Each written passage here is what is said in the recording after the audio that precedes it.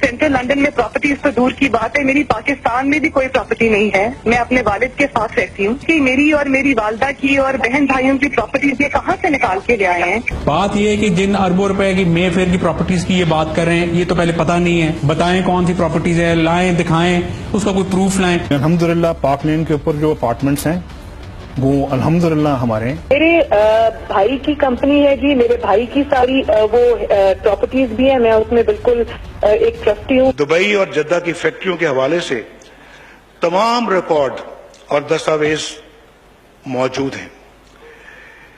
حضور، یہ ہیں وہ ذرائع اور وسائل جن سے لندن کے فلیٹس خریدے گئے. کوئی پراپرٹی نہیں ہے. الحمدللہ ہمارے ہیں. بہن بھائیوں کی پراپرٹیز بتائیں کون سی پراپرٹیز ہے، الحمدللہ ہمارے ہیں. مے فیئر کی پراپرٹیز سینٹرل لندن میں پراپرٹیز لائیں دکھائیں، الحمدللہ ہمارے ہیں. مجھے سمجھ نہیں آئی. اس کا کوئی پروف لائیں. بھائی کی کمپنی ہے جی، الحمدللہ ہمارے ہیں. میرے بھائی کی ساری وہ پراپرٹیز الحمدللہ ہمارے ہیں.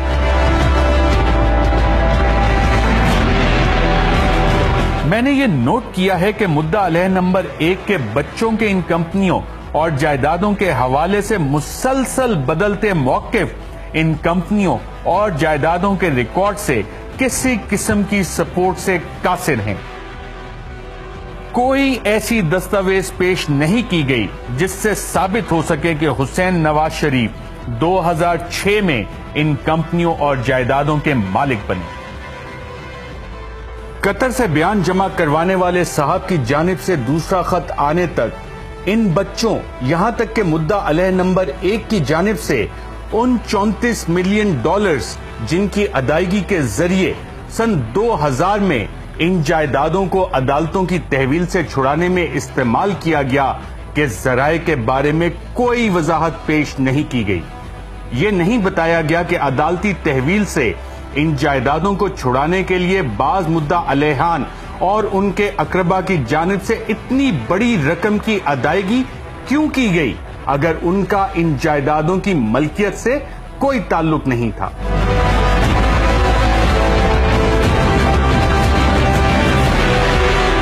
دوسرے قطری خط کے آنے تک ہمارے سامنے کبھی وضاحت نہیں کی گئی کہ حسن نواز شریف جو 1999 تک طالب علم تھے، انہوں نے 2001 میں اچانک سے اتنا مال کیسے بنانا شروع کر دیا. Do you know who owns the flat? Well, it's on a rent.